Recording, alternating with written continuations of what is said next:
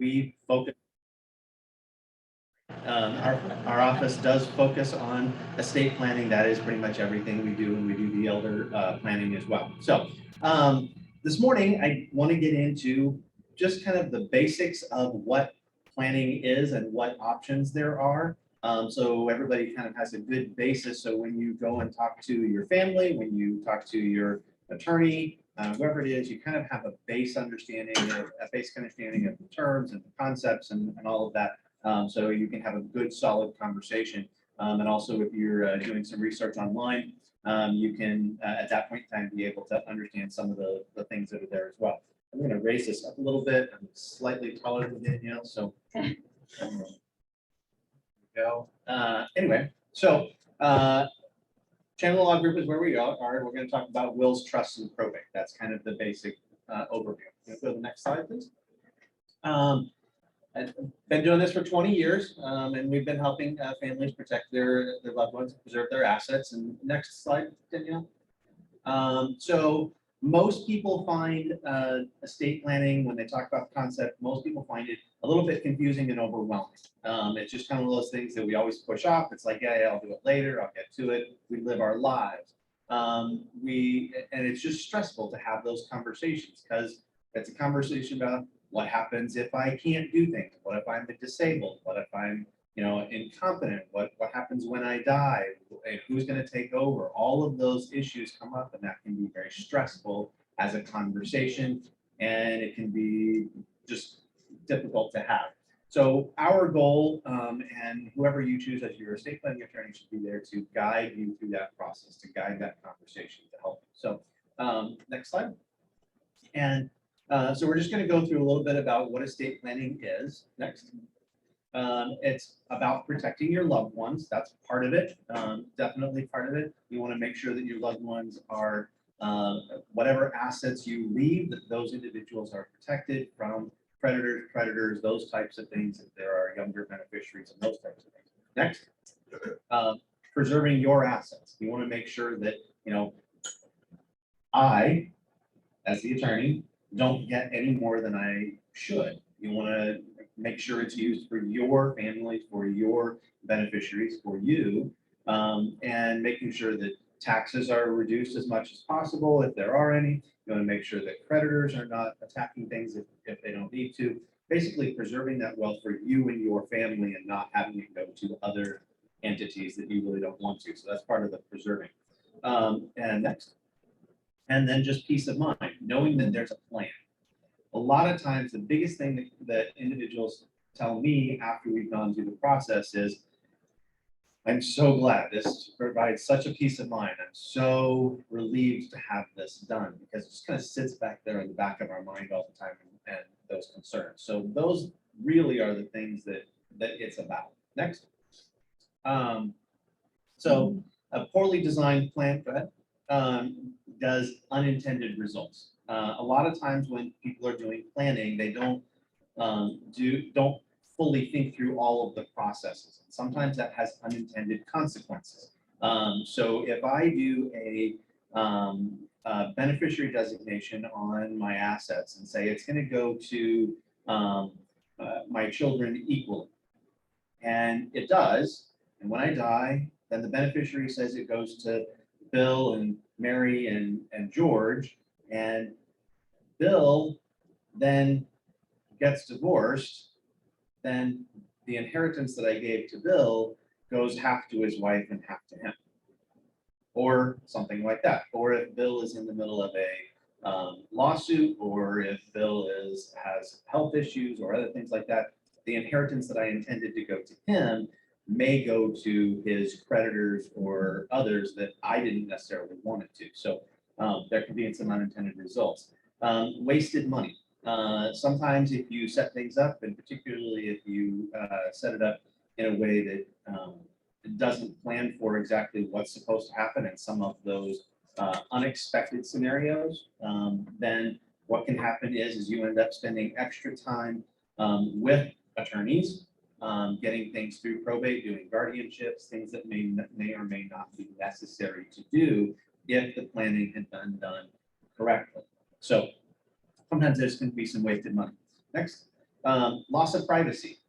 Anytime an asset, anytime an estate gets hooked up in the probate court, anytime it gets hooked up in any kind of court scenario, then your privacy on what is happening with your assets goes out the window, because all of that information then becomes public knowledge, because court processes are public proceedings and we want them to be public. We want those court proceedings in general to be public, so that the government can't, do something behind the scenes or that kind of thing. We want those things to be public so we can have that information.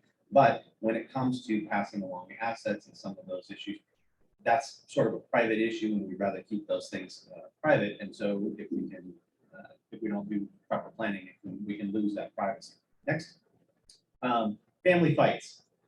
I'm sure that Ms. Gear and has seen it before many times, and I've seen it, and that is if planning isn't done properly, when someone dies, there can be huge family fights. And if you plan correctly, if you understand all the dynamics that are there, if you work through those processes, you can at least reduce and many times eliminate those family fights over what goes where, who gets what, who's going to be in charge, and all of those issues. Doing the proper planning can really avoid those family struggles.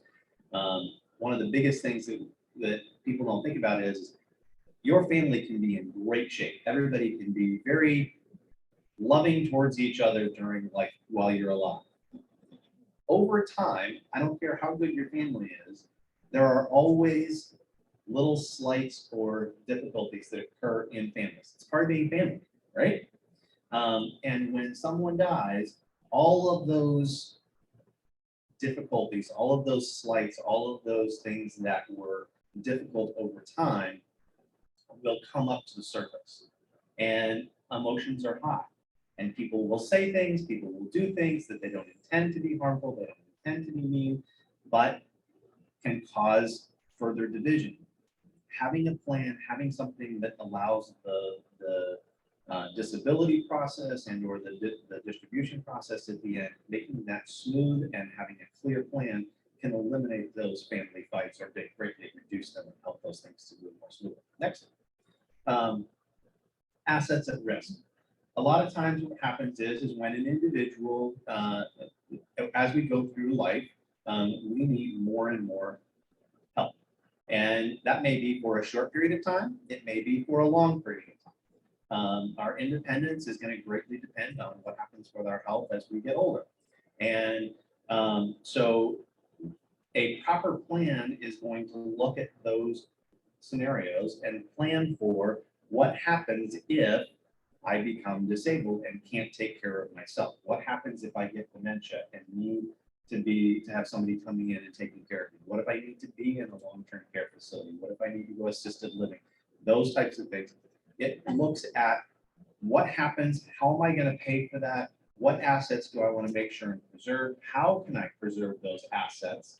And what can I do? So a poorly designed plan is not going to take those things into consideration and is going to leave assets at risk, both for disability and when someone dies. There's going to be tax consequences. There's going to be other extra costs and extra things that are not going to be taken into consideration. Next. So there are three concepts that I just want to talk about briefly, and those are wills, trusts, and probate. And so we'll just jump through those and just kind of look at what each of those is, what the differences are, and what to expect in each scenario. Next. So most people, make the mistake that they think, I just need a will, okay? Because that's what most of us think of when we think of estate planning. I just need a will. I'll just put a will and everything will be taken care of. That's great. Next. So what a will is it's a written document that says who's in charge. That's the executor. And it only operates in probate. So it only operates after you're gone. A will doesn't do anything for you while you're alive. It's just who gets what and who's going to be in charge, which is great. That's a good thing to have as sort of a base idea, but it doesn't do anything for planning for disability while you're alive. It doesn't really help with a lot of the details that may be in place for the what ifs. What if somebody is disabled? What if somebody is going through a divorce? What if somebody has financial issues? What if somebody, these what ifs? What if a beneficiary dies and their children who are young beneficiaries then become beneficiaries? How do we handle that? The court has a process for that. The court has a plan for that, for all of those things. It's just most of those plans are fairly expensive, complicated, and require court involvement and court oversight, court oversight, which then become a public process, and again, is the more expensive because I'm involved. And I don't mean me personally, I mean attorneys. And attorneys are great, they serve a great purpose. I am one, but attorneys can be expensive. So if you can avoid having to do that, that's a good thing. Next. Probate is a court process. It is the process that the state has put into place to say, if someone dies, when someone passes, then this is how assets are going to get passed to those other individuals, the next generation, the beneficiaries, whoever it is. The court is going to list and say, if you have not put a will in place, then there is a process for appointing what's called a commissioner or administrator. They basically serve the same function as an executor, but they have different terms. If no will is in place, then a bond has to be posted. That administrator, commissioner has to post a bond in order to manage the assets from there. And so, but the probate code in Ohio is about that thick, big book, double-sided, real small print, lots and lots of contingencies because the court is going to look at all of those. But again, it's a court process, it's public. You don't have control over that process. The court has a list of processes that go. The executor, administrator has to go back to the court to ask for permission to take certain steps. They get approved. Until that executor or administrator is appointed, which could happen very quickly, could be a couple of weeks. It might take a couple of months, depending on the particular scenario. I've seen it take 6 or 8 months before somebody is appointed. But those processes can take an extra long time. And at that point in time, bills and other things are piling up, and your executor doesn't have the authority to do what they need to until the court actually gives them what's called letters of authority and says, you have the ability to then get information to go through the process. Like I said, in some cases, it's very simple and very quick. In some cases, it can be very long and drawn out. Next. Next.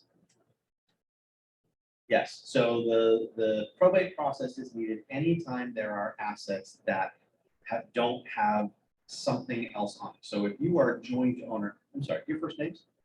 I'm sorry. Kathy and Randy. Kathy and Randy. All right. I'm going to pick on you. I'm going to use you as example. All right. So if Kathy and Randy, I have no idea whether they're married or not, but I'm going to pretend they are. So Kathy and Randy are here, and let's say that they own a house together. Okay. If that house says joint owner with rights of survivorship. Thank you. Brain went blank for a second. With rights of survivorship, at that point in time, if Kathy dies, she can then file something with the county, and the property goes to Randy. And at that point in time, it's Randy's property. If it's not joint with right of survivorship, then there's no beneficiary on it at that point in time. Randy would have to go to the court and file a probate or something in the probate court to be able to get that home transferred over to him. Okay.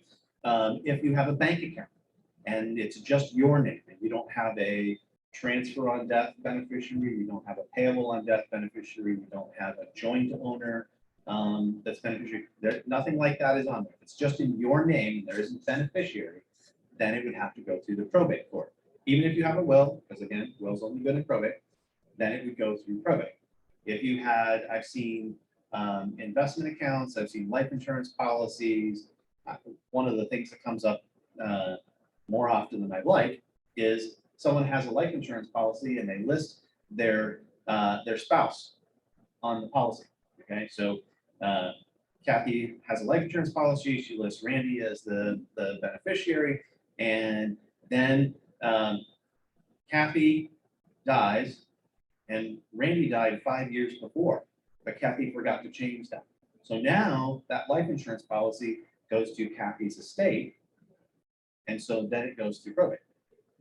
So her children, rather than getting a life insurance policy, oh look, mom set this up and we get this life insurance benefit. Nope, now it has to go through probate court. They hire an attorney, and they're losing thousands of dollars, possibly on this, or at least time.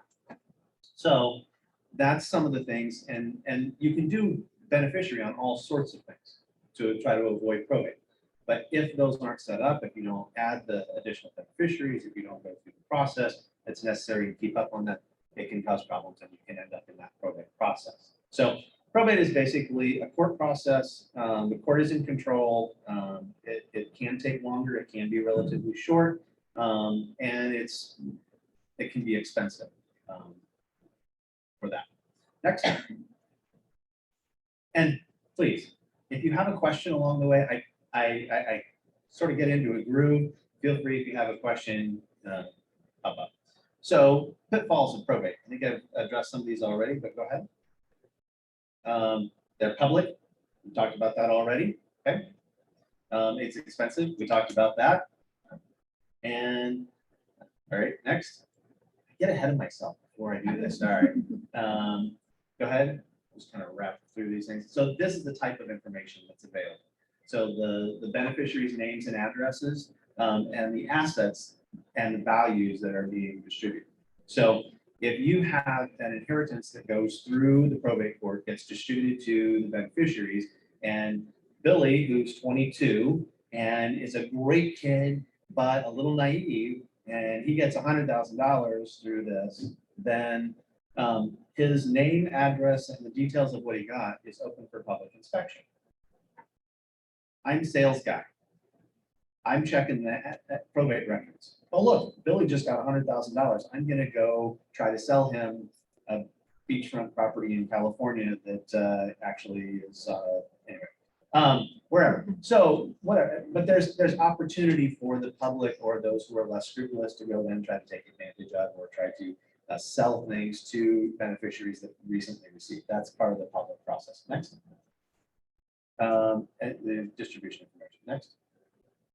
It's expensive. Go ahead. So primary expense, like I said, is the attorney's fees. The gross estate can be charged as much as 4.5% of the gross estate. And what that means is that if there's a gross estate means before all the debts are taken. So house value, asset values, all of that, whatever that is, even if it has, big debts on it, this can come into play. And so depending on the particular scenario, the attorney's fees, like I said, could be as much as 4.5%. They average about 3.5%. It's on a sliding scale.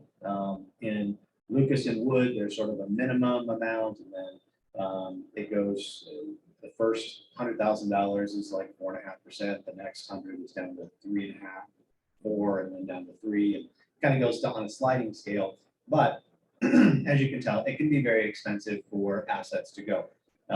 There was an individual who had a house and a couple of small bank accounts and a car and something else. The house was really the big asset. Family had to sell the house. They needed to sell the house, but then the value of the attorney fees was based on the value of that house, not the value of the cash, because the house and everything had to go through that whole process. So that can be, like I said, that can get expensive. Next. Like I said, most people like to avoid probate for all the different reasons we talked about. Next. Trusts are a written plan, just like a will. And basically it operates 3 stages. Once, while you're alive and well and everything is going well,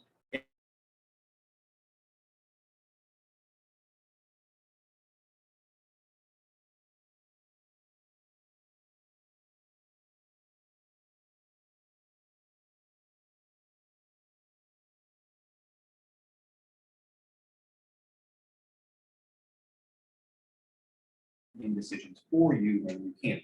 That's also part of what Ms. Gear is going to be talking about with the healthcare powers of attorney and those types of things. Those are extremely important. A trust is going to be primarily focused on the financial side of things and what's going to happen, who's going to manage those assets if you're incapacitated, to make sure that you are taken care of and the focus is on you, or if you have a disabled individual who is responsible, or who is dependent on you, if you have a special needs child or somebody like that, that you are taking care of, the trustee can be tasked with making sure that you're taken care of and that special needs individual is also taken care of. And then obviously at death, the trust dictates where things will go, who's going to get it, when they're going to get it, how they're going to get it. And so those are the sort of the three stages of trust operation. Next. Next. There are a couple of individuals involved in a trust. One is the trust maker, sometimes called a grantor, sometimes called a trustor. But that individual is the individual who's, that's you, creating the trust, saying, I want these individuals, I want them to do this, I want them to act in this way, I want these individuals to be beneficiaries, how they're going to get. So that's the trust maker. Next. The trustee is the person who is carrying out your wishes. While you're alive and competent and all of that, that's you. You act as the trustee. You can be in charge. Once you're not competent, then your successor trustee takes over, and that individual will then take over your responsibilities and do what you want them to do, what the trust document says, how, when, where, what, all of those details are in the trust document, and your trustee does that. All of this is done privately. There's no court proceedings involved. There's nothing that happens. It's between you and your trustee, and your attorney that's involved in the process as well.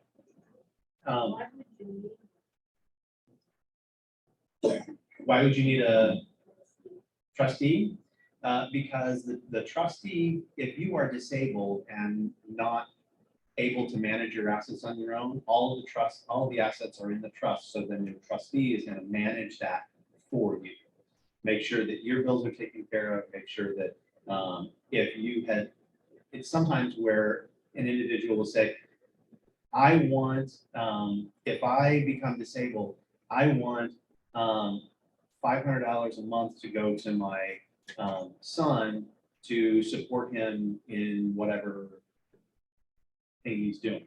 Okay, maybe you have somebody who's dependent on you for finances or that kind of thing. Your trustee is going to continue that process even when you're disabled. It also can make sure that that trustee can manage things for you if you need benefits, you need to apply for benefits or something like that for care, things like that. Your trustee can look over that. Does that make sense? Does that trustee get taking care of that? Compensated, paid? You can. Do you mind repeating the question, because I don't know if they can hear us. Absolutely. So the question was, is does the trustee get compensated for their activities? Yes, the trustee can get compensated, can get paid, depending on what the situation is. Most times trustees will get paid for their activities. If you have a family member or a private individual who is acting as trustee, most times it will be about 1% of the assets on a yearly basis that they'll get paid. If you have a corporate trustee like a bank or a financial institution, a lot of times their fees will be higher. It just depends because the particular scenario. But you can dictate in the trust how much a trustee gets paid and that kind of thing as well. Yes, ma'am. Is this trustee comparable to attorney or somebody? Good question. The question was, is a trustee comparable to a power of attorney, and what's the difference? So a power of attorney is a document that says, I'm appointing this person, this agent, to take over in case I can't do things, okay, and manage my assets, but they have to take that power of attorney document to whichever institution they're going to, and that institution can accept or reject that power of attorney. Okay, so I've seen some institutions say a power of attorney has to be certified within the last 90 days, which means you have to then go to the attorney, whoever, and say, is this power of attorney still in force? Sometimes I've seen banks that will say, we can't accept this power of attorney. The individual should have come to us, given this power of attorney before they became disabled. And we would have had them sign our individual form to be power of attorney, and do that. I've seen that as well. So powers of attorney can be accepted, can be rejected by financial institutions. A trustee, on the other hand, a trustee is not a general over everything you own. A trustee manages what is owned by the trust itself. And that's partly why a big part of doing trust planning is what's called asset alignment or funding. So when you create a trust, and I'm going to step away from the mic for just 1 second.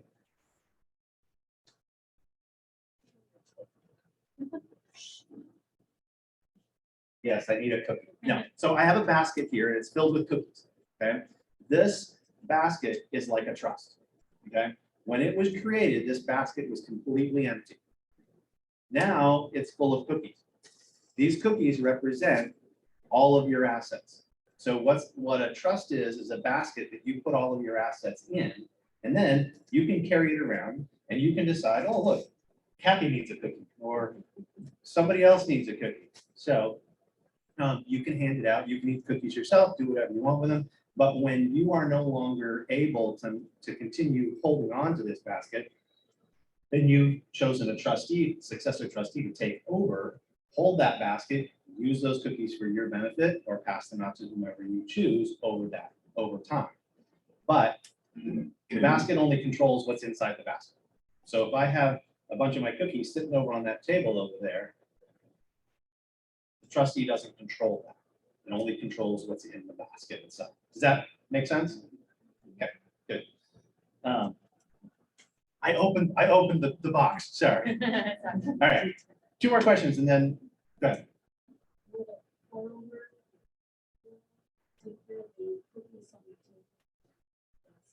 That is a helpful thing. And it is a pour over will is sort of the safety net to say, if someone dies and didn't do all of their asset alignment, didn't do their funding prior to their death, then whatever goes through probate is going to be funneled over into the trust, and then the trust will manage it from there. But even with a pour over will, that has to go through the probate process and get transferred over to the trust.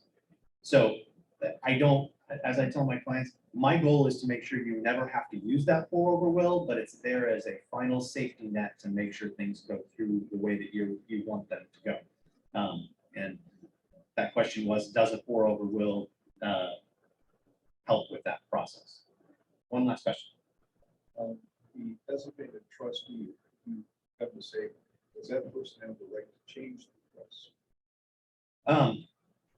You, as the trust maker, have the ability to give them that authority, but unless you specifically give them that authority, they cannot. And I have never created a trust that gave the trustee the authority to do that. In almost every case, the trust becomes what's called irrevocable, unchangeable, once the trust makers are disabled or die. Because at that point in time, you've said your last word as far as what you want to have happen. That's not going to change anymore at that point in time. So thank you. We'll get some more questions at the end. Let's go ahead and move on to the next. So we talked about the trust maker. We talked about trustee. Beneficiaries, initially, that is you. You are the trust maker. You are the initial beneficiary. Everything is there for your benefit, and you can do with it whatever you want. You get the benefit of those assets. Once you're gone, once you become disabled or are deceased, then you get to say who's going to be the beneficiary. And again, while you're disabled, that's typically going to be you. When you're gone, it's going to be whoever you list. That can be individuals, that can be children, that can be grandchildren, nieces and nephews, charities, the dog walker, your favorite attorney in town, you know, whoever you want to list as the beneficiary, you get to choose. But you are, that beneficiary receives the inheritance, both what you want, when you want it, and how you want it to give it to them. Okay, so if there's a beneficiary that is 18, you can say no beneficiary will be able to control their inheritance until they're 25. Maybe you want to give them a little time to grow up, make sure that they know what's going on. You can have another trustee overseeing that. If there's somebody who has some addictive behaviors, those types of things, you can put some restrictions. Next. With the proper asset alignment, just what we talked about, it will avoid trouble, avoid probate. So next. Next. Go ahead. So this is kind of a little picture. If you have a special needs individual, trust can protect that individual, can make sure that those assets are not going to disqualify them for assistance benefits, because a lot of times individuals are on Medicaid or disability or that kind of thing, making sure that that special needs individual is taken care of, maintains their benefits, but still has assets, the inheritance that you want to give them. Trust can also protect young beneficiaries. I have parents who come to me and they might have, 8, 9, 10-year-olds, and they have a lot of life insurance, and maybe they've been able to accumulate some assets, and we put things in so that if their young children become beneficiaries, that those assets are held, used for them, managed for them, and then once they reach an appropriate age, those assets can be distributed directly to them, or they can manage them once they get to an appropriate age. If that's 18, if that's 25, if that's 55, and then, sometimes we just have, there are beneficiaries in our lives that are reckless, or have some addictive behaviors, and we want to protect them. And so we will set up distributions to them over an extended period of time. Maybe say that the distribution goes to them over a 5-year, 10-year, 15-year period of time. Maybe it's split, some now, some when they retire, maybe a monthly or yearly allowance. Because trusts are based on contract law, and in the United States still today, contract is king. Basically, you can contract for almost anything that you want. So in the trust document, it's based on contract law. Therefore, you can list restrictions, you can restrict distribution options, pretty much anything you can think of, you can list in that option. Next. Go ahead. Next. I talked about younger, disabled, sometimes inexperienced. Sometimes there's a beneficiary that is simply, maybe they're 35, but if you give them any money, they have no idea how to spend it. They just kind of all over the place. And sometimes you just need to give them a little protection, a little guidance, having somebody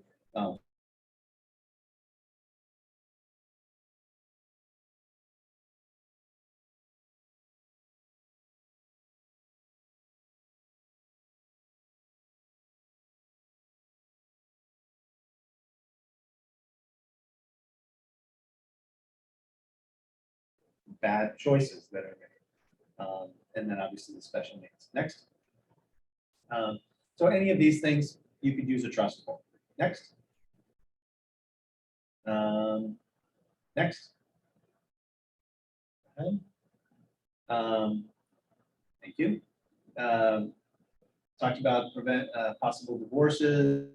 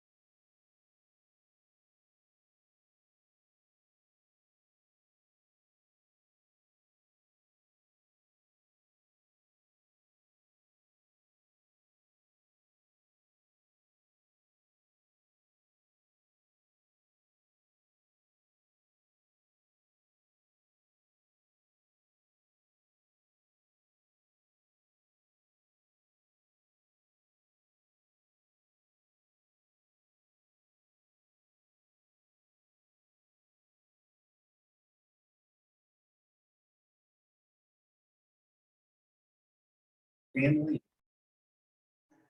That's right.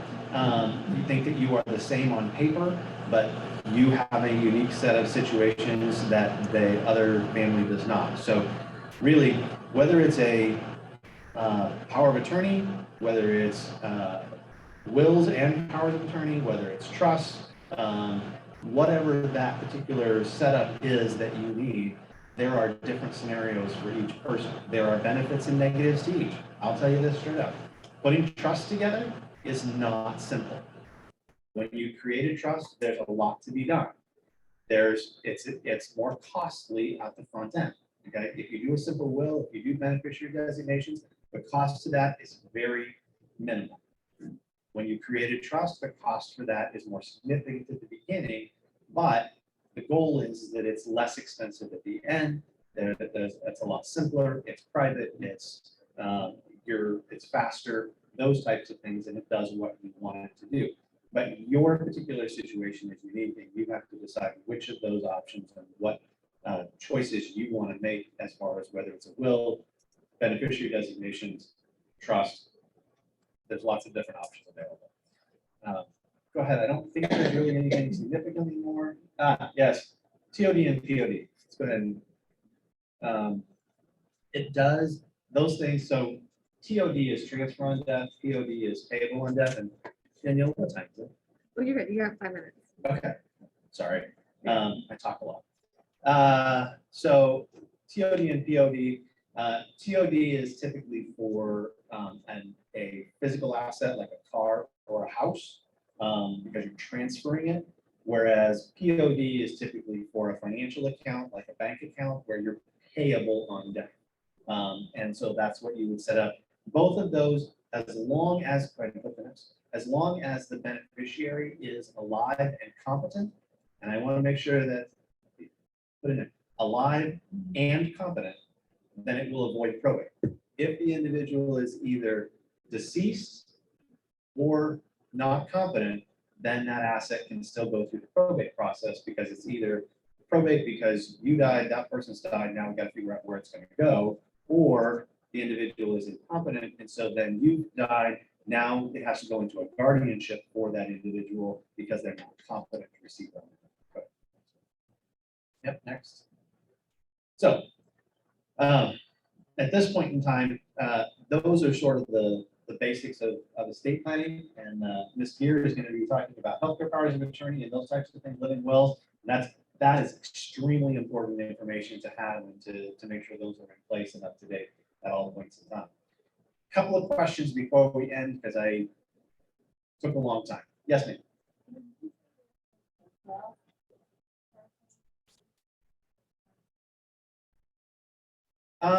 The question is there a wealth threshold that you need to have in order to consider a trust versus a will? No, because I had a particular client who didn't have a lot of assets. She had a house, she had a car, and she had a little bit in the bank.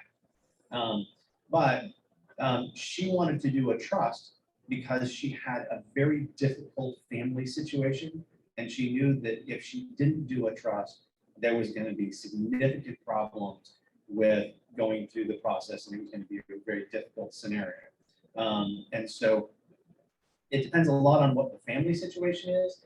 If you're purely looking at assets, probably if the assets are going to be in excess of $300,000-400,000, a trust is definitely something to consider. And that at that point in time, you're looking at house and insurance and bank account and cards and everything. And if an individual has an excess of $800,000-900,000, a trust is very much something to be considered. And so I hope, and so no, there isn't a bottom threshold. It depends a lot on family situation, but purely finances, maybe $200,000, $300,000, $400,000. So one more question. I'm gonna go ahead and see if there's anybody online that has a Absolutely. question. Absolutely. So And then- if anybody online has a question, please go ahead and unmute yourself. And these are some of my favorite cookies, so now I may have to take a couple. It would take a lot. Unless I have to put away. All right, looks like our online participants don't have a question at this time, so we can Great. open the floor. One more, go ahead.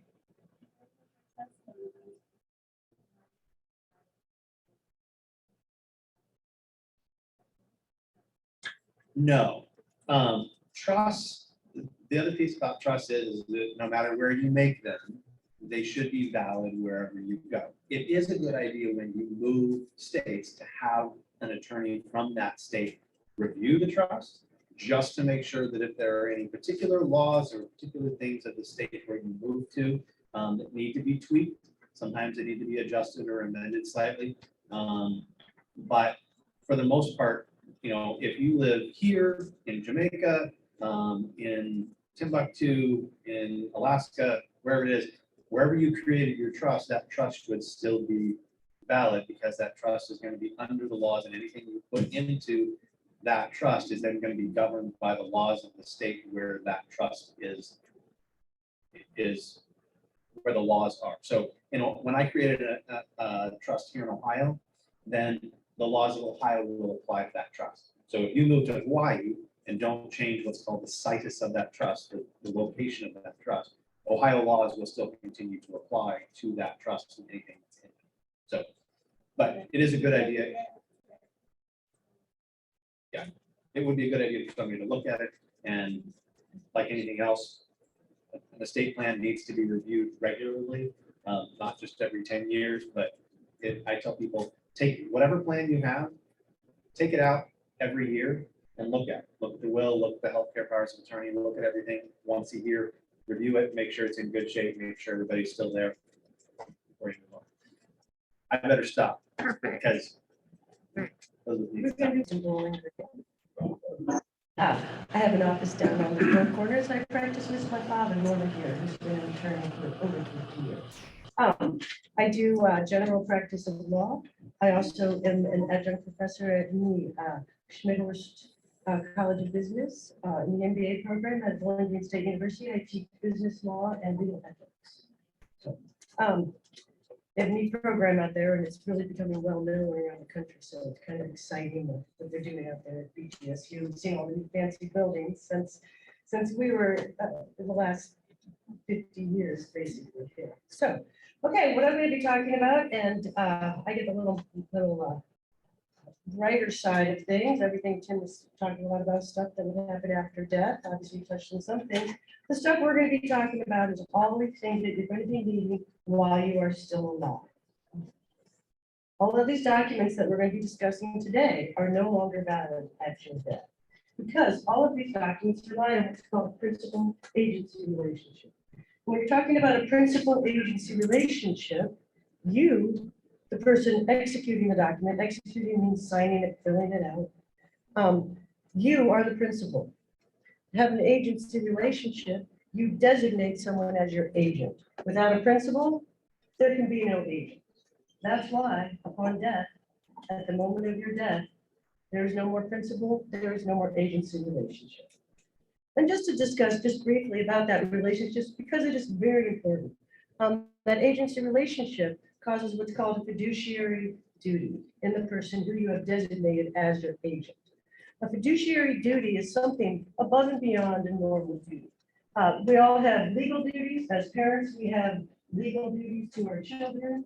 Sometimes we have duties designated as duties if we're a guardian, if we are a foster parent, something like that. We can also have these duties designated to us. But a fiduciary duty is something higher, more significant, a little above and beyond just a normal duty you might have to somebody else. Inherent in that fiduciary duty is that you must always hold your agent's interest at the forefront. You must never do anything that is in conflict with the best interest of your agent, whatever that might be.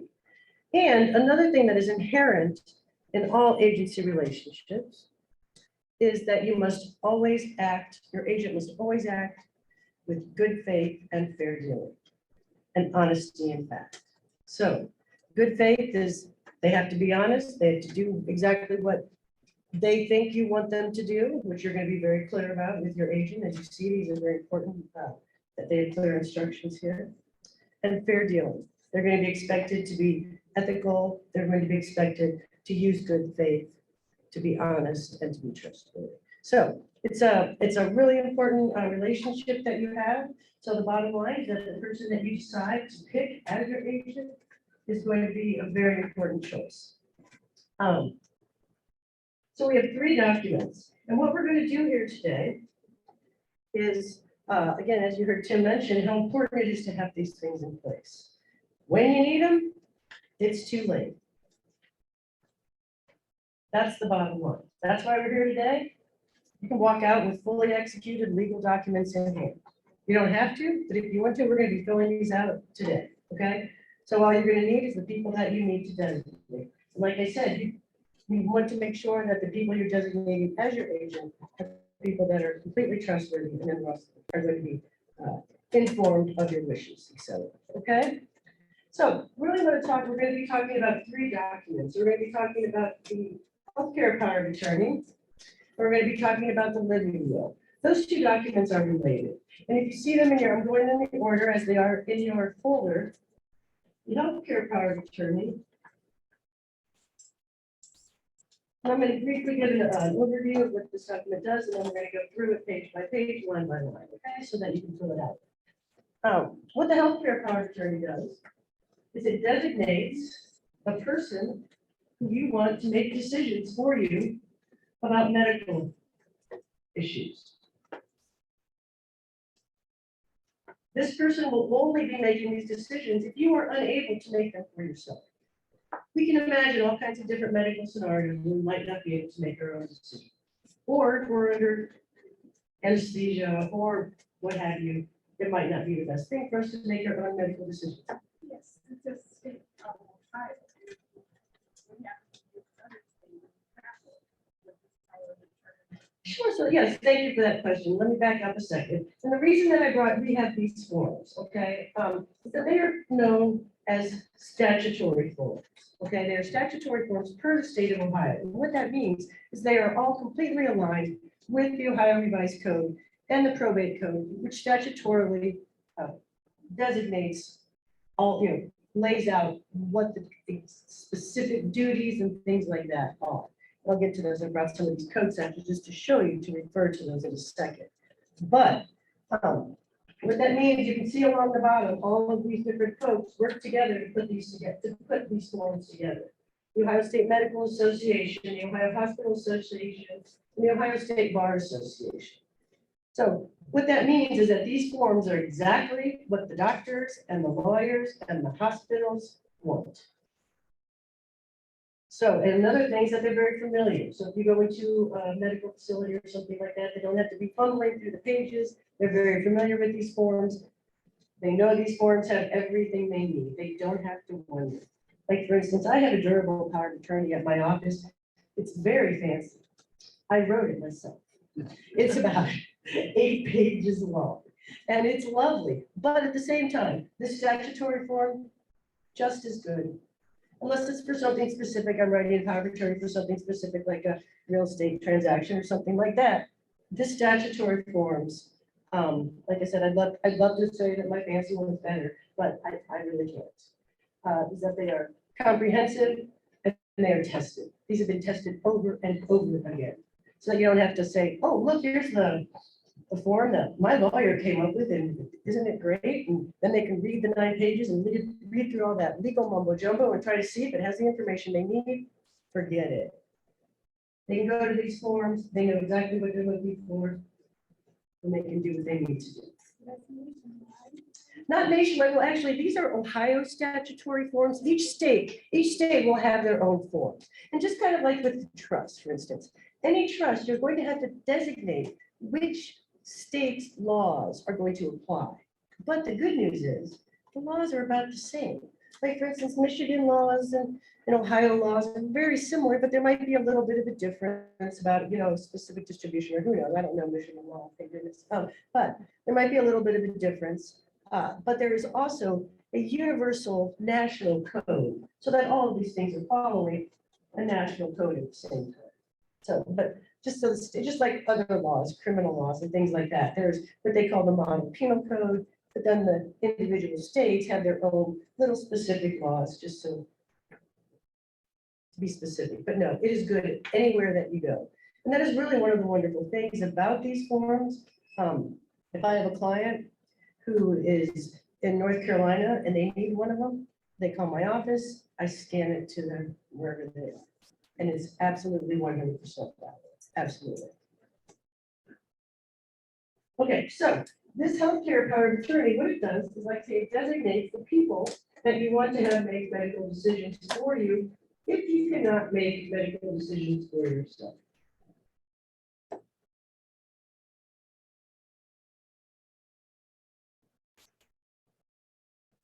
Okay, and then this one, like I say, and then, so it's important not only that they have a knowledge of your medical conditions, but also that they have a knowledge of how you wish to proceed as far as the medical stuff, okay?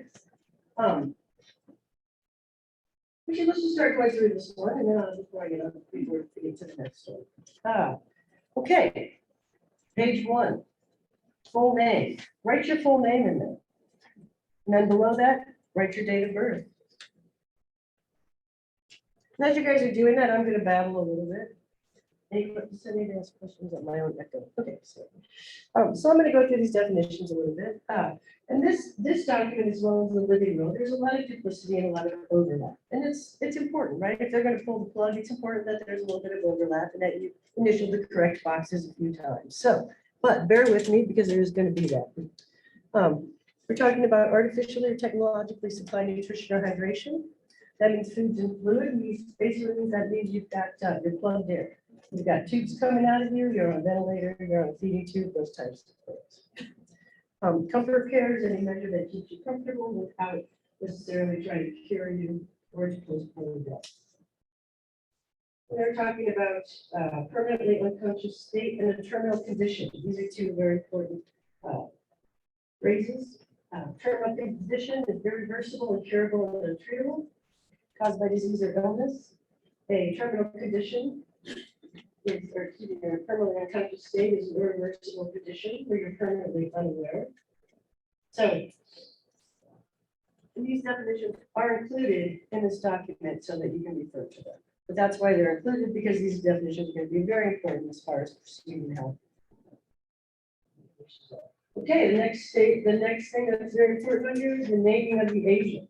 So we see here at the top of page 3, name your agent. And then also, after you write the name of the person that you'd like to have designated as your agent, you are the principal, they are the agent. They're going to be making healthcare decisions for you when you are not able to make them for yourself. While you are able to make healthcare decisions, you need to be making them for yourself. Yes, ma'am. More than one person. Absolutely. So first you're going to put the agent. Then we're going to go do what they call alternate agents. If you want something to be a co-agent, that's a possibility. Don't do it. Don't do it to them, okay? I'm sorry, I say that flippantly, but you want people to work together at the same time. If two people have to agree before a decision is made, that could be problematic. And I'm not going to tell you who to put down as your people, but you want one, primarily you have one person who is the agent, and then you have a person who is the second, the alternate. Now the alternate, how do they describe it a little differently each year. This one is the alternate agent. So if the first agent is unwilling or unable, which could mean they're out of town, they don't want to do it, whatever it might be, they're unable to step in, then the alternate agent could step in. You could do, like you say, something like a co, but that's not the optimal thing. So I would just name the first person as the agent, another person as the second. If they have a good relationship, they will work together.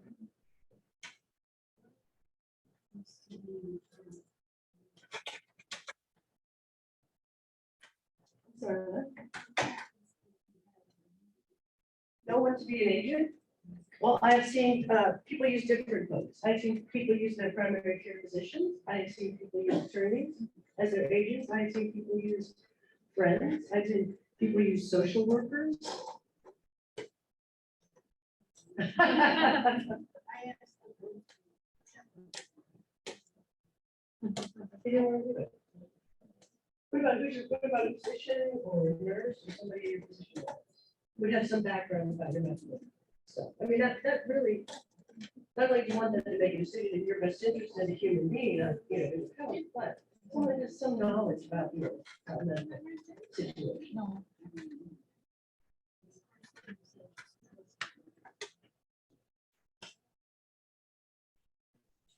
That's probably, you know, and that is a huge problem. I mean, that is a huge problem, right? But that's why the first thing I was talking about was serious with the public agency principal relationship, because it is a very serious relationship. Cool. I would think if you maybe we would blank and just the actor would make the decision, but he would, you know, there'd be something that we would want them to.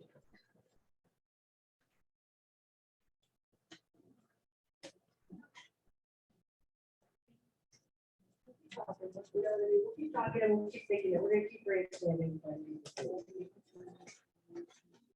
Okay, well, then maybe we won't solve it today, but we will keep working on that for you. Okay?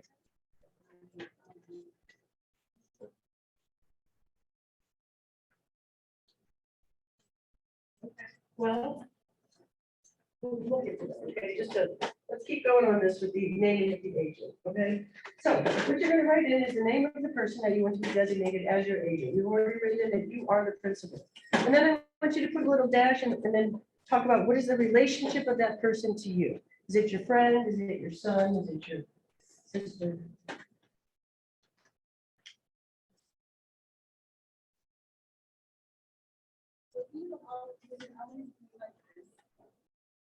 Spouse is a good one. You can always use your spouse, absolutely.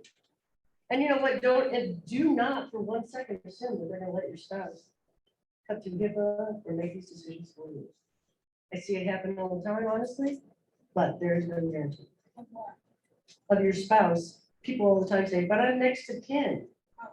That's sometimes relevant to the caretakers, sometimes not. So it's very important that if you do want to have your spouse on there, put them on there. Very important. Actually, I'm just in a situation now where a gentleman had so much, had a durable power of attorney, had so many different things in place, but when his wife, her dementia increased to the point where she actually was in need of being put into a facility, even though he had a durable power of attorney, he had to get a guardianship of her estate, of her person in estate, because he didn't have a healthcare power of attorney to make medical decisions because she's still alive. So, you know, it's an important thing. Yeah, put your spouse on there for sure, whoever you want making these decisions. And then put, you know, okay, then the next box here, it says, and then you want to have their address and their telephone number. Whatever it is, however they can contact, okay? And if for some reason you don't want to cross out the names of the people or anything that's material or significant, but if you have these documents and somebody's phone number changes, by all means, cross out the old one and put in the new one. Because this is all about contact. It's all about getting a hold of the person you want them to get a hold of, okay? So, and then there's this box here that I filled in with green. By placing your initials here, you are authorizing your agent to cut through HIPAA. Put your initials in the box, yes. You just never know. Sometimes they'll pull out the HIPAA card, sometimes they act like they never heard it. So you don't take any chances. So basically, you're going to have either instructions in this document about how you want to be taken care of, or they're just going to know what it is that you want, how you want to be taken care of, okay? And then if you want to put an alternate, this is where you would name your alternate agent is right here. Again, put the name and their relationship to you, their address and telephone number, and then there's also a spot for a second alternate as well. Again, this is all about contact, so really you just want to make sure they can contact that person. They also do again for the relationship. Can you use an email or their phone number?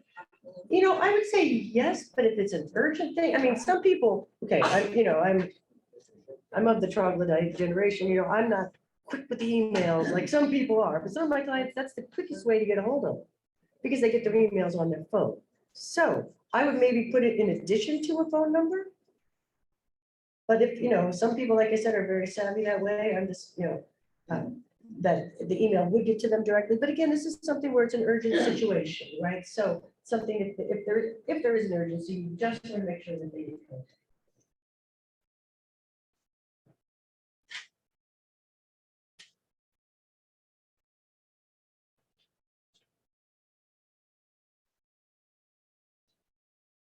Okay, then they go through the next page, page 4, the authority of the agent.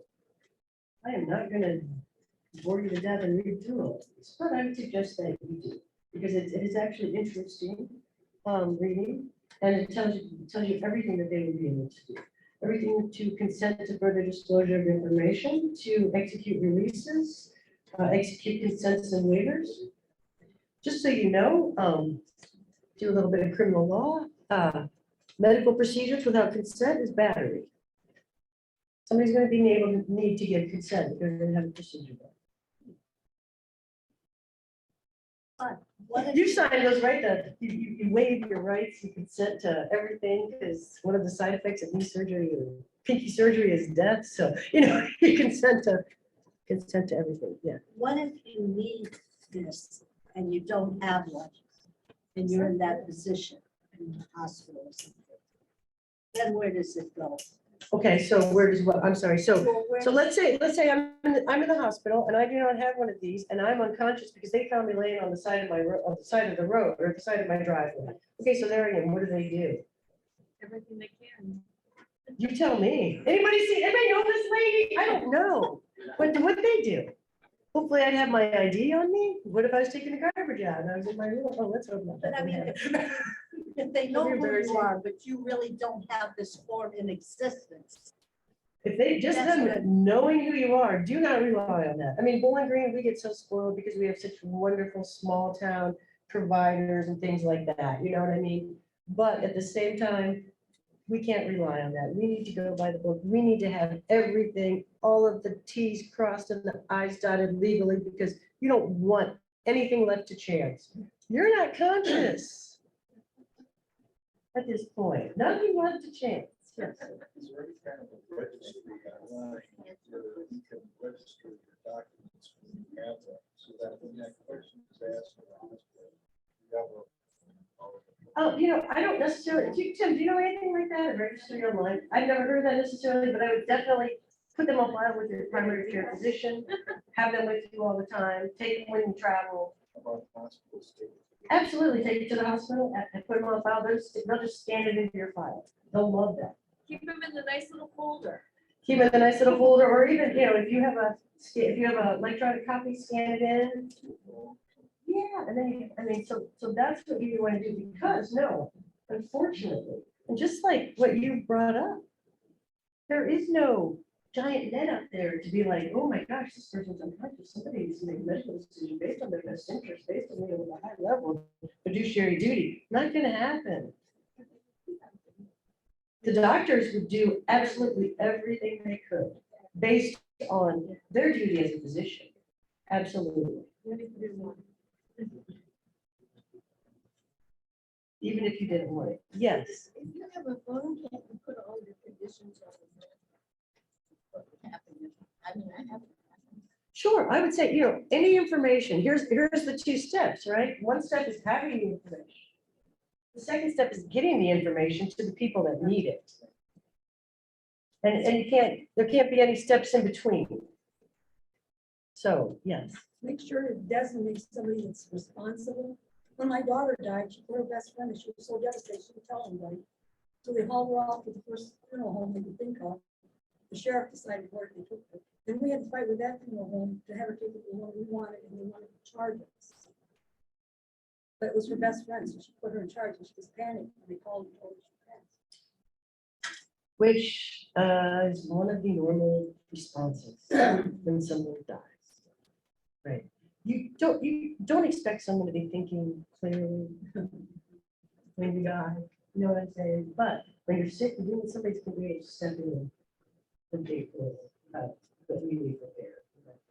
Okay. But you're really laying it out for them as well, so you're gonna make their job easier. Yes. We used to have a whole, oh, my EMS people, bio life. And work, because they're gonna work that person because of everything. We got this doesn't change. See, you know, and that's awesome, because I have had some, like, certain clients where they would maybe live alone, right? And so they have their advanced directives right on their refrigerator. So if the EMS comes, they have it there. So I don't know, you're getting my brain thinking, right? Like, maybe, I don't know, but that is a really good, these are, I mean, that's something that would be to really consider to have. They're in your safe deposit box. Probably not gonna get seen, but they will be safe. Okay, so if anybody has any information on that kind of of that clearinghouse or whoever that might be, that bylaw, because that is an interest, that is That's a local thing. is it, okay? Yeah. You can get that reinvigorated, that's neat. Is there an advantage to your being someone local, like $2 in Cincinnati, like some? Here's what I think, yes. They all talk to each other. Yeah, because the contacts, right, they're gonna contact the other ones. They're gonna contact all of them, but you want somebody primarily in charge, just so they don't fight about it. If they get along, they're all gonna make the decision in concert. Right, but I think as far as the local, I mean, you know, again, let's just walk through the scenario. If you're in the hospital or something like that, you want someone that can be there quickly. You know, Cincinnati's 3 hours, they can be here, they can be on the phone, they can be on Zoom, you definitely want them contacted. So I don't think it's dispositive, which means it's not like the end of the world. Thanks, Tim. Take some more cookies. And, but you know, yes, I think it's a good idea. I think it's a good idea to have your primary person local, but you don't have to, right? Because they'll all be contacted. You're not just gonna contact the first person that's got it. And then you're hoping too that your kids, whoever is contacted, will contact the other. Yeah. Good questions. Okay, anything else? I'm gonna keep going. And let's hold our questions the rest till we get done, so I just get confused. I don't know. Okay, so the authorities, you can see there's so many different things they can do. They even tell you if you don't have a living will, that you can, you know, they can still pull the plug on you. And then you're also, one thing you have to remember, and I cannot overemphasize this, your agent is going to be expected to act with medical advice. They're going to be expected to listen to the doctors and do what the doctors say. They're not going to, you know, the rub there is that the doctors are going to keep you alive at all costs. And I don't mean to be sarcastic, but where they're going to do what we call in my office billable procedures until you don't have a drop of blood or a breath left, okay? That's not what most people want. Some people do, and if you want that, they will do it. They will do every single thing to keep you alive till your insurance runs out. Okay? Otherwise, you're telling the doctors, no, you don't want artificially supplied nutrition or ventilation, feeding tubes or things. And it's completely up to you. In my years of doing this, I have one person out of over 100 want to be on tubes and stuff. So it's just a matter of, you know, if that's what you want, fine. Some people do, most people don't. So, but the doctors will do that if they're not told otherwise. They will do every single thing to keep you alive. That's their Hippocratic oath, to keep you alive. That's their duty. Okay. So now we're at the top of page 5. And this, they said, this applies, it says only if I do not have an active living will. We are going to have a living will because we're about to do that. But go ahead and put your initials in that box anyways, no harm, no foul. We're at the top of page 5 of 12.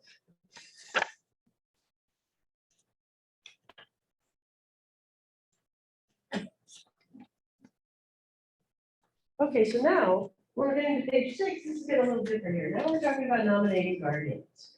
And this is just for convenience sake, because if you need a guardian, this is not again, what I call legal mumbo jumbo dispositive, okay? It's not a for sure thing, but if you nominate somebody, the court will consider that if you have to have a guardian in place. The guardian has to apply, just like if you're adopting someone, you have to make an application for adoption. If you're, somebody's applying for a guardianship review, it's going to be very similar. They're going to make an application for guardian. So this is just nominate somebody, gives them a little bit of an edge, and as long as there's no issues with that person, like they're still alive and they're still competent and they're honest and they pass the background check, they're good, okay? So you can, if you want the person that you've named as your agent to be the person that you would nominate in that situation, put your initials in that box. Here, there's two different types of guardians. There's a guardian of the person. That's if you don't have any assets and you have no income. If you're on a fixed income and you only get Medicaid or Social Security, you only need a guardianship of the person. If you have assets, you need a guardianship of the estate.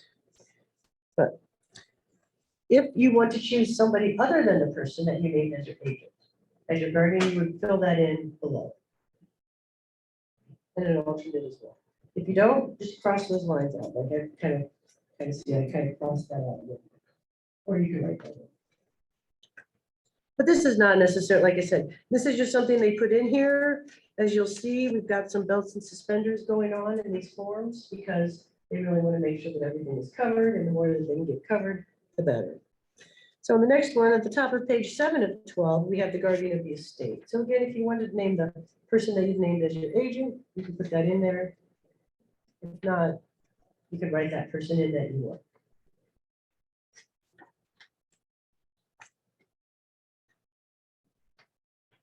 And then here below that, again, is another box I've marked in the green. And what that is that if you put your initials there, the person that you've named to be the guardian of the estate will be able to proceed without bond.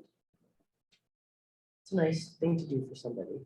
Okay, so here I'm on page 7 of 12, and right here in the middle is where you would waive bond for the guardian of your estate.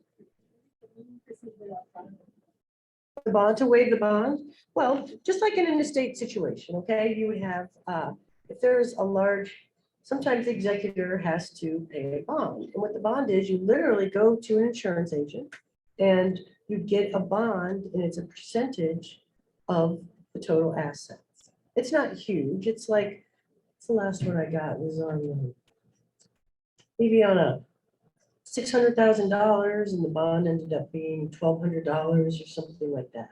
So, and I think it's a good thing to have a bond if you have a large estate, because now it's guaranteed. That's insurance, right? That's insurance that your guardian is not going to do something and lose all your money. If it's a family member, often you waive the bond. You trust them, and any money left is going to go to them probably, so they're going to, they're going to make sure they take good care of all your money. But that's just something that is like if I become, well, actually as an attorney, it's automatically waived. But I recently, like I said, had somebody who in that same situation where the husband had to get the guardianship of the estate with the wife's assets, he had to put up a bond, even though he was a spouse. But really, it's a good thing because it protects the assets, but it is some additional cost. It's just an additional insurance. So the court would expect it in all situations unless it is waived. Every will, which I don't have a sample will or anything, but every will basically says, I would like to waive, the bond for my executor so they don't have to get a bond. But it is just something to protect your assets that the court will do. The court will require unless it is waived. Okay, and then here it talks a little bit about just some of the issues, no expiration date. The healthcare power of attorney, there's no expiration date, and it's not affected by disability or passage of time. Which means that this is still in effect even if you are unable to make medical decisions for yourself, obviously, but if you also have dementia and are unable to make medical decisions. Another belt and suspenders. It's enforceable by your agent. This is a legally enforceable document. Your agent can enforce your wishes. It also releases your agent of personal liability. And it mentions here that copies, anybody can rely on a copy of this document. They don't have to have the original for it to be valid. Make sure you give you any lip on that, because I get it all the time, right? Bank won't take my thing. They want the original. I'm like, they can take the copy. Tell them to look the page, blah, blah, blah, blah, blah, blah, blah, right? So they can take copies of these documents. So that's important, just in case somebody questions, because. And then at the bottom, it says, I have again, here it talks a little bit about the out-of-state application and that it's intended to be honored in any jurisdiction, which means any state or any county, to the extent allowed by law. Okay, now in that bottom one, it says, I have completed a living will declaration. If you're about to do the living will, mark that yes, we're going to do that next. Okay, now we're at page 8, signature of the principal. And as the principal, you're signing it, you understand that you need to let people know what your wishes are so that they can then effectuate those, so that this document can work properly. And you also say that it also, you can give copies to anyone, make as many copies as you want. So what we're doing is you can have 2 witnesses do it, or you can have it notarized. Vicki, I'm so sorry, I'm so rude. This is my legal assistant, Miss Vicki Vince, and she is here to help us. She works with me hand in hand in getting these documents to folks. And we are both notaries, so we are going to be notarizing these documents for you today. So, Vicki, thank you for being here. Okay. So that's what. Don't sign it because we're gonna have to, you know what, if you did, it's okay. If you haven't, we have to witness it, check your ID, and then we'll notarize it, okay? Absolutely. On this part down here, can we, if you got notarized, can you come back and put that in later? The wishes, yes. And that section is for, sometimes, and again, that section isn't used frequently, but some of the things that I have seen in there are if people have dietary restrictions. Sometimes people have religious dietary restrictions, and so they don't want, even if they're being tube fed or something like that, they want to make sure that, even if nobody understands, they know, that people have some idea of what they need. And it could, and the best part about it is that people actually look at these documents. That's the best.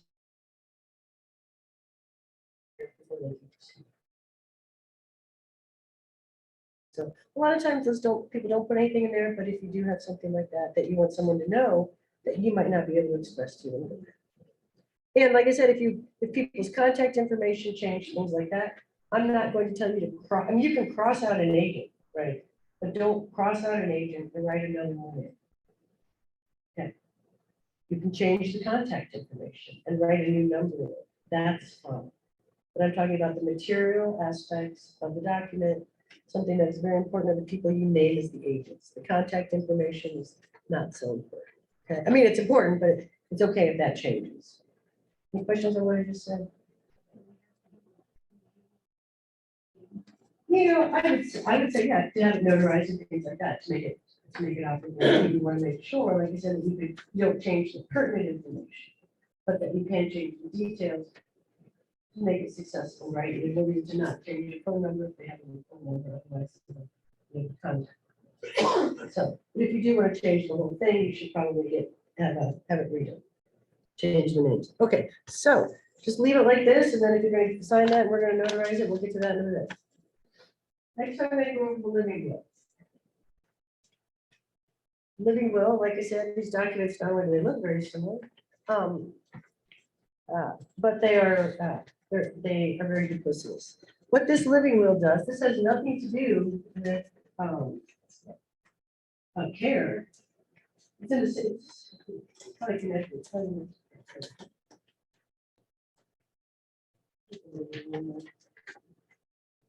The living will is page 1 of 7. It might be on that same. Everybody have it? Somebody not have it? Find it? Okay. I have a folder over there too. We need to get extras. So What the living will does is it very explicitly lays out your end of life wishes. You are asking the doctor of your living will to either withdraw life-sustaining treatment if it's already begun, or to not administer it. It has not. So this living will, first of all, has nothing to do with a will, right? Like a last will and testament, nothing, okay? But what it is while you're alive, it's your end of life wishes. Okay. And all about the artificially supplied nutrition and hydration.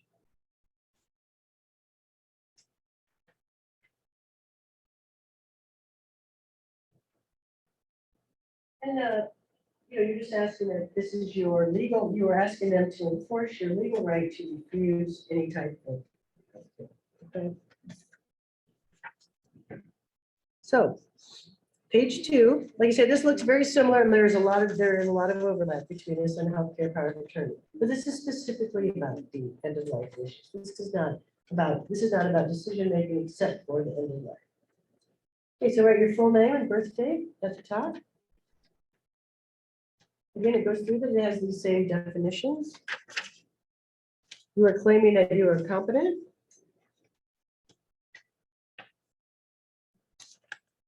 And again, some of these important definitions that I talked about in the healthcare power of attorney was the life-sustaining treatment. Life-sustaining treatment is any procedure that basically prolongs dying. You're not going to get better. It's just going to keep you alive. And that's interventions and things like that. The permanently unconscious state is the irreversible condition, permanently unaware of yourself and surroundings. And you're going to have at least 2 doctors verify that. So they're not going to, nobody gets to pull the plug unless the 2 doctors say that, yes, you were either in a permanently unconscious state or a terminal condition and treatment is not going to be.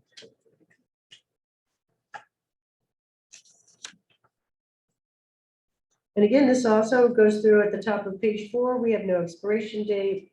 You can use copies, the same that have the same force as the original, and that you can use it in any state. And then all here it says you have completed a healthcare power of attorney. And yes, that's a yes, because that's what you just did. Now, this is just pretty much a contact. Okay.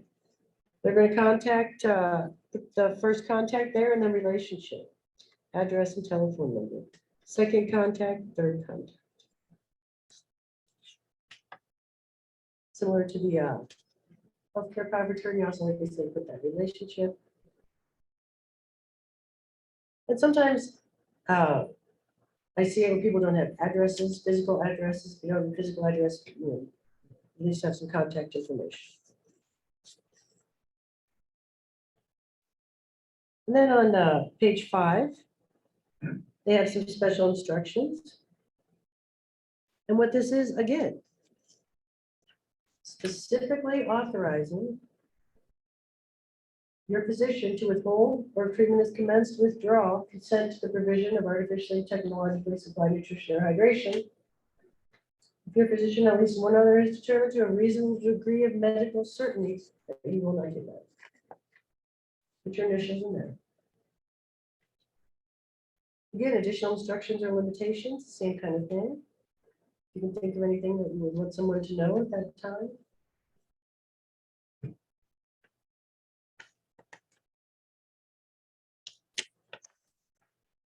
Okay, page 6. The top of page 6 is the anatomical gift.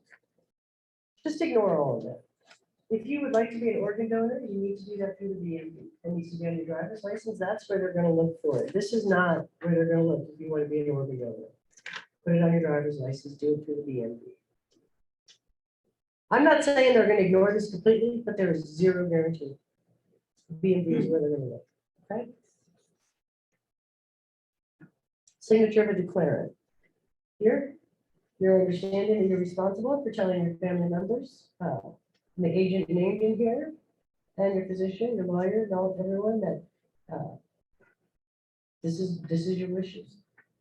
And here, the signing either 2 adults or 2 witnesses or the notary. So leave it to this page if you want us to notarize your signature there. Okay. Now, the next thing I'm gonna go to is the durable power of attorney.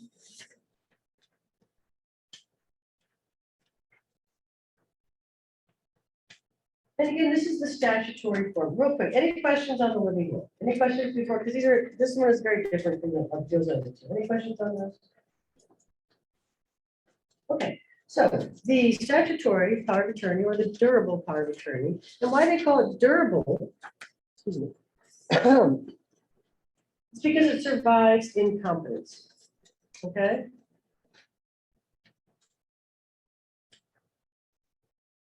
You have to be competent to sign it, but if you do not have to be competent for it to be in effect.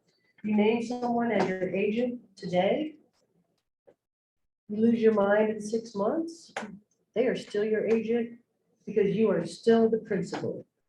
Even though you are not competent, you would not be competent at that moment to sign this document. Because you signed it when you were competent, it has now survived your incompetence. And that's a legal term, incompetence, so I feel with that. Excuse me. And again, this healthcare power of attorney authorizes someone to do basically anything that you could do with your signature.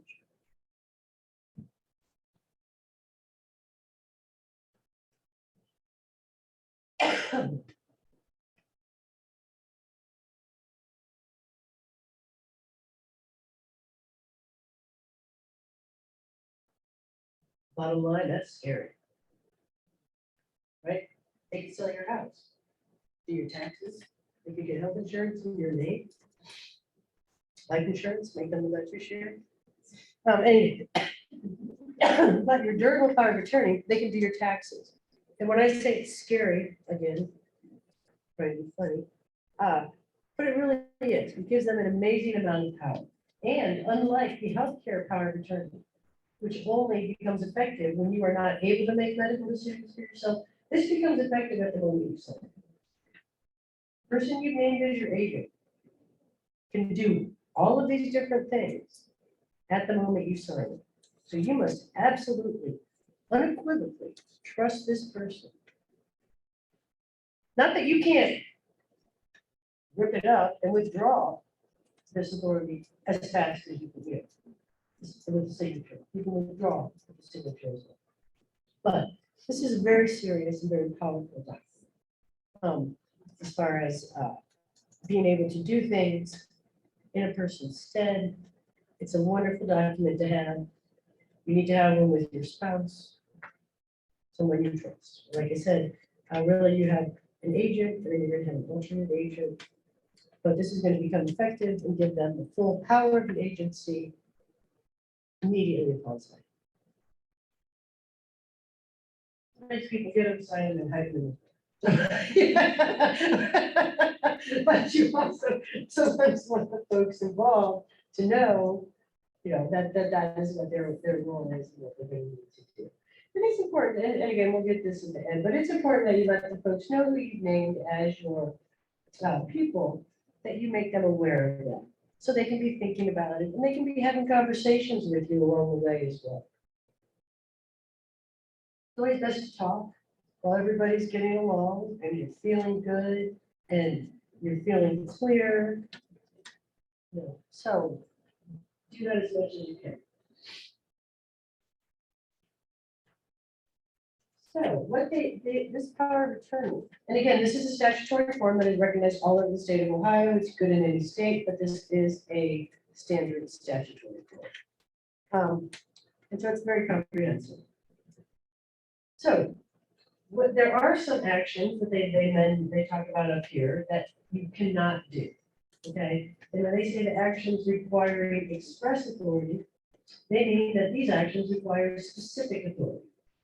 So unless you do something different, they're not going to be able, your power of attorney is not going to be able to create a trust, and then revoke or terminate an intervener's trust, make a gift, change rights of survivorship, or beneficiary designation, or delegate the authority. No one, they can't give this authority to anyone else that you're giving to them. And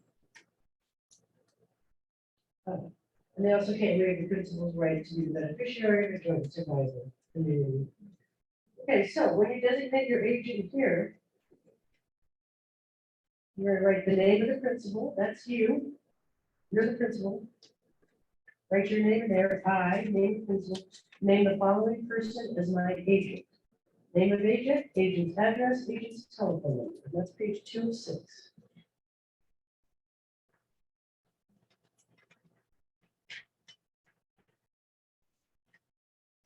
Now, if you would like to name a successor agent, you would put that at the top of page 3. And your successor agent, again, is if your agent is unwilling or unable to act. You name a successor. And then you can also have a second successor if you like. As long as your primary agent is willing and able, they will be the ones that have the authority to act. Only in the event that they are unwilling and unable to act would the successor agent step in. So then in the middle of the page, you see it says granted general authority. But this granted general authority is giving them all of these powers. And you're going to see these powers, you see them in, just like we had seen them in the healthcare power of attorney, all the things that they can do. So what the powers are, it's under the Uniform Power of Attorney Act. So these are all, like I said, this goes directly aligned with the Ohio law, so that there is not going to be any issues when the time comes. And you're going to initial each of the subjects that you want to grant authority in, but don't initial them yet, because what you want to do, unless you don't, is you want to turn to page 4. Then you want to initial the 1 second from the bottom that says all preceding subjects. If you initial them, it's okay. But you want to make sure that you do all preceding subjects. And then the one below it, it says my agent shall have access to the content of electronic communications. Please do that one too. That means you're going to be able to get through your passwords. They're going to be able to get into your stuff online.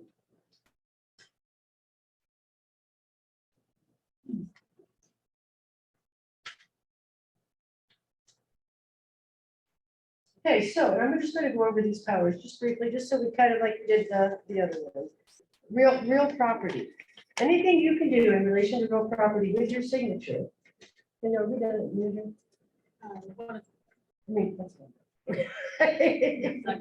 fine. So it's real property. What that means, literally, if you were to do a deed, and this happens all the time, you're out of town, you live in a different state or something, you're out of the country, you want to have your agent sign for you, they will sign as your power of attorney. They can sell your house, they can buy a house. All these different things they can do. Anything you can do with the signature, they can do as your agent. Okay?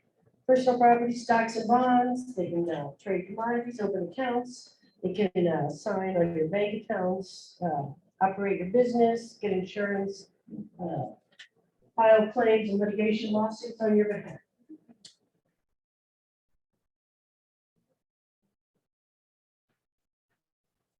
Okay, so that's the general. So, like I said, I would recommend that you initial these bottom 2, but it's up to you because that gives them all of the authority and the ability to get into the electronic stuff. Special instructions, again, these special instructions,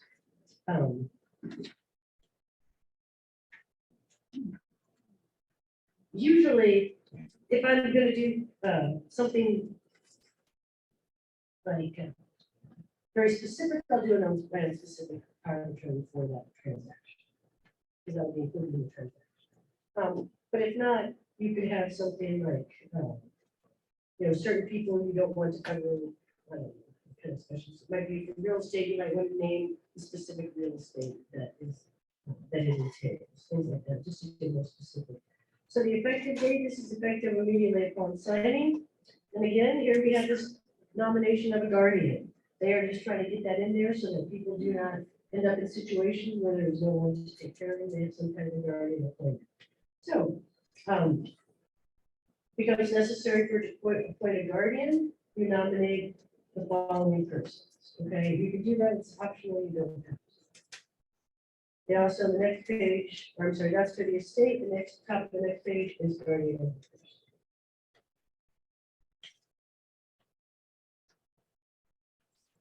Any person, including my agent, may rely upon the validity of this power of attorney or a copy of it unless that person knows that it's terminated or is invalid.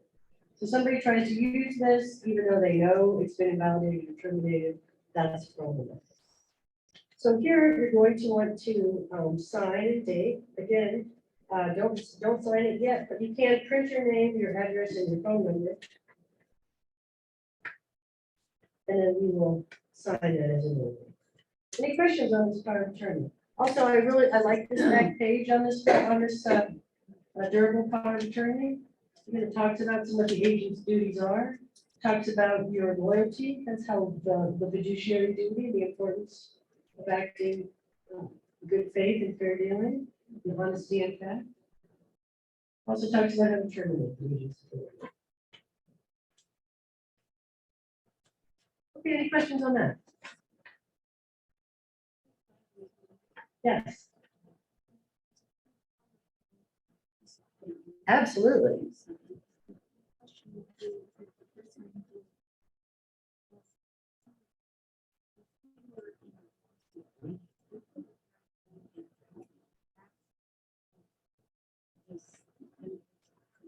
And that's a very good question. No. The answer is no. Because that agency relationship only goes in one way. The agency relation, she said, if for some reason the person that you paid as your agent is dragged into a lawsuit with some legal trouble, financial issues, could you be dragged in as a party as their principal? First of all, if they're acting in for you and they get stuff messed up, you're protected, right? Because they probably done something wrong. But that agency relationship only goes one way. You do not have a fiduciary duty to your agent.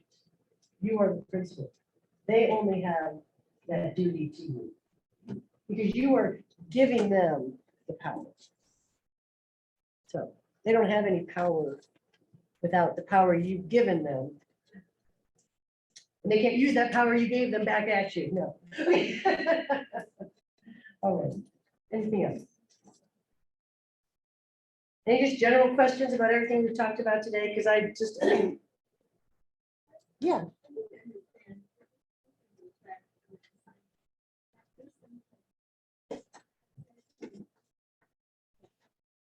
If they wanted to, yeah.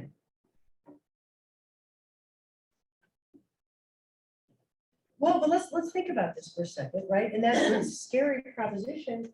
But what if you can't access your bank accounts and you need somebody on the ground to do it for you? Must be someone that you trust because they're, but again, there's all those fiduciary duties, like I said, those are inherent. At the same time, you don't want anything to go wrong, so I tell everybody, if you end up in court, you've already lost, okay? Because something failed. Your contract failed, your power of attorney failed, something failed if you end up in some kind of a litigation. So just, you would be protected in litigation if your agent did something crazy, but we don't even want to get to that. Yes, sir. Yeah. Show up at your house. They don't know you have these documents. You're unconscious. You're maybe close to death. They start doing CPR.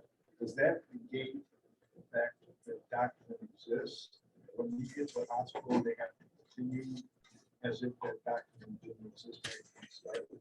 No, and that's something that they do mention, and that's a really good point. He'd ask, what if they don't have access to these documents, the squad comes to your house, again, they're gonna do everything they can to keep you alive, right? Does this negate these documents? No. What the living will and the healthcare power of attorney both discuss, and the living will most specifically, is that they can withdraw that life-sustaining treatment if it's already been given.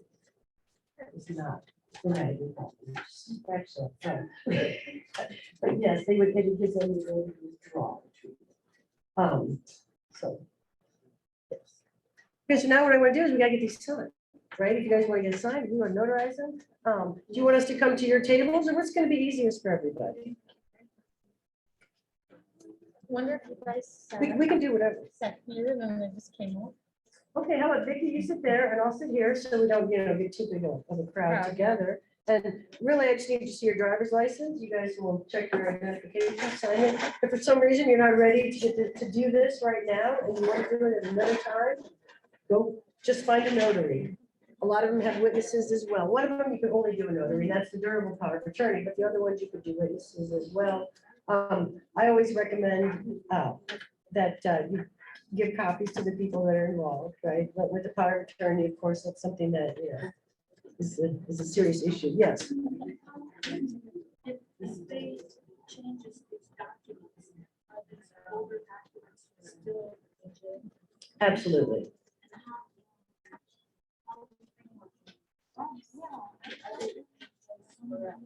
They do not expire. I heard Tim mention that he had run into some issues. They are not, these documents are not supposed to expire. There's no expiration date. And that's very important because you can't know, right? The thing that you would want to update is the contact information. If that changes, right, you want to keep that updated. As far as the form is becoming updated, one thing, thank goodness, is that when you are they will be held to the law in place at the time that they were executed. So, I mean, if something changes, and let's say we get a whole new, like, the Kevorkian, like the death, I mean, let's say there's a whole new body of law that becomes an issue, then maybe the forms will change to include those. So you might want to get them documented, and like Tim had said, you never know. The law changes quarterly. You know what I mean? So, but they're not going to make any significant changes just to mess people up. They're just not going to do that. But I would say, but yeah, little things do change, and especially like they put this guardian stuff in because it's become such a problem. So they do put things in there in response to issues that we do have. Okay, so I will sit right here. I'll go grab my notary. I'm just gonna grab one. All right, thank you. Right, let's give a round of applause to Elizabeth today. And Jessica is our social worker here at the Wayne County Committee on Aging. She has the file of life that you can put on your fridge. So she's gonna hand those out, and those, Jessica, do you want to explain the document a little bit? So this is if emergency response had to come to your home. This is basically what you're describing That's over there. cool. All the information, your doctors, physicians, or whether you have these documents set up, you can answer all these questions on there, and you can put it on your fridge. Typically, is where people will put it. Perfect. So go ahead, grab access to that. We thank all of our participants online on Zoom today for joining us. This will once again be recorded on our YouTube channel. Thank you again, and stay tuned for our June session for Care Compass. Our topic will be caregiver resources and managing caregiver stress. So that'll be out shortly. Thank you.